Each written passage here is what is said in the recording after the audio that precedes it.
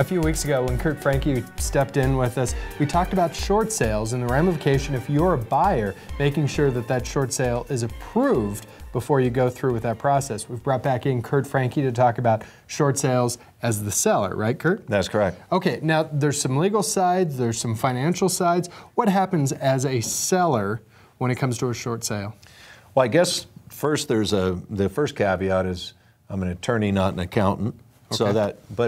But there are some financial ramifications you need to talk to an accountant about if you do a short sale.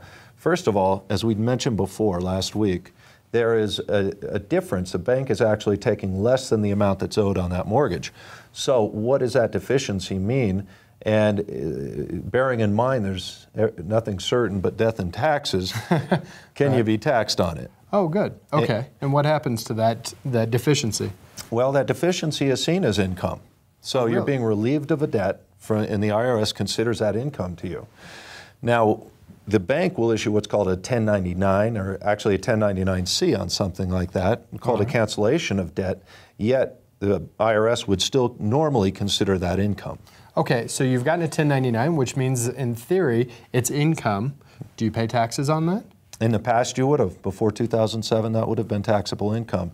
But there was a Relief Act as part of the economic stimulus, which provided that, or as part of one of the economic stimulus. I was about to say, that goes back to 2007. That's right. That was a different... But it was when the housing market was crashing that they actually have provided an exclusion now, as I understand it, being a non-accountant, that you will get that 1099. You do put it on your tax return, that deficiency. But it can be excused farther in your tax return. Oh, very good. Is it just a one-year excuse, or is this something that you can be carried on as far as you've researched? When it was initially done, it was meant to expire in 2012, and that's currently the expiration date. But as far as your taxes are concerned, it's just that's a one-time that goes to that year's worth of income. Then. That's right, and you should. And I should mention it has to be your primary residence, and you have to have lived there.